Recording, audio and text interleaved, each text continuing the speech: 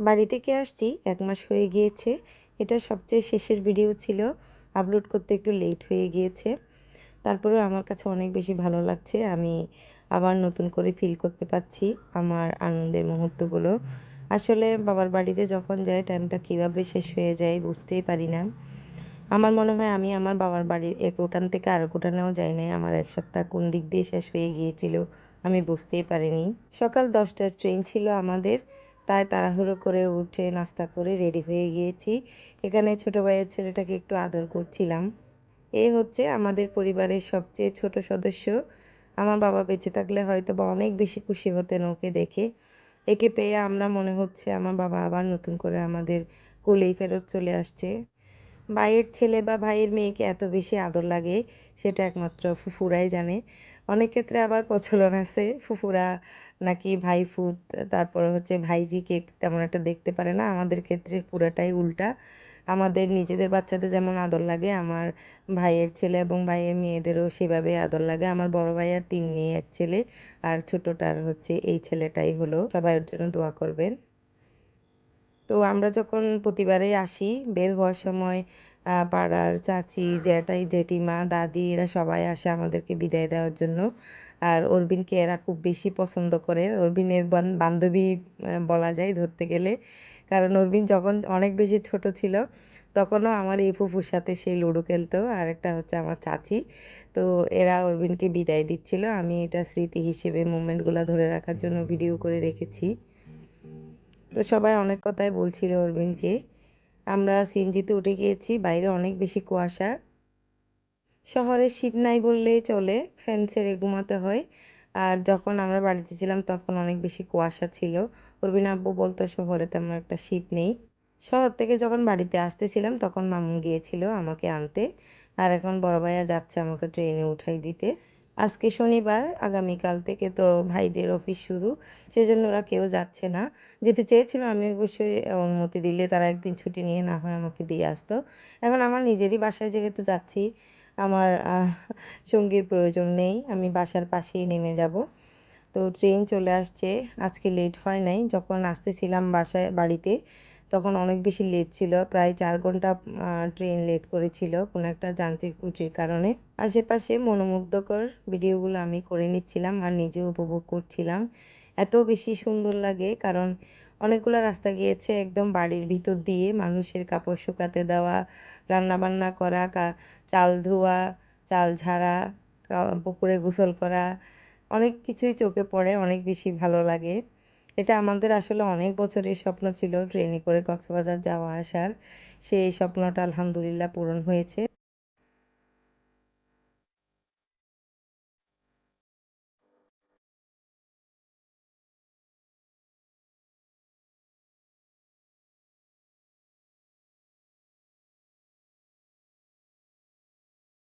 আমরিন ট্রেনে চড়ে চড়ে আমাকে ছড়া শোনাচ্ছিল আর পেছনে অরবিন যেহেতু একলা বসছে সেখানে আরেকজন প্যাসেঞ্জার ছিলেন। ওনার সাথে অরবিন কি জানি কি কথা বলছিল আমি সামনের থেকে শুনতে পাইনি আসলে। দেখেন কত সুন্দর শাপলা ফুটে আছে। আরও দু এক জায়গায় দেখেছি।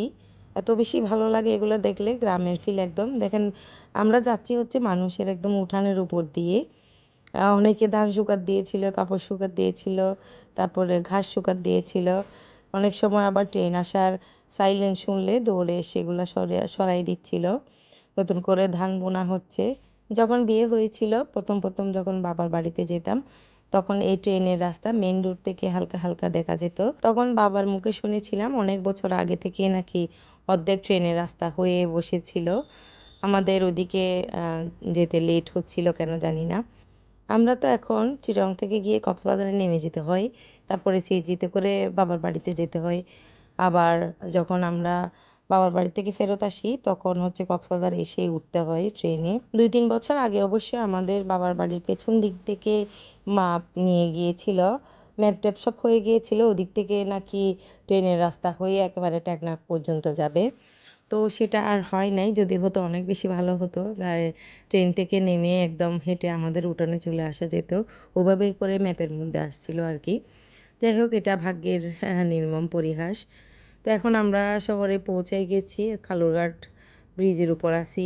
এই ব্রিজটাও কিন্তু ব্রিটিশ আমলের তৈরি, এটাও নতুন করে হওয়ার জন্য বিল পাসও হয়েছিল শুনেছিলাম। এখন আবার হয় কি না জানি না, হলে অনেক বেশি ভালো হবে, কারণ ব্রিজটা অনেক বেশি পুরাতন হয়ে গেছে।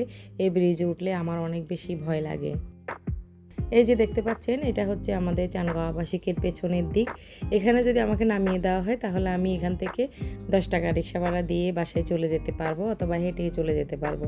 এখন আমাকে চলে যেতে হবে হয় 16 শহর, না হয় নিউ মার্কেট এলাকায়, একদম যেখানে ট্রেন থামে ওখানে।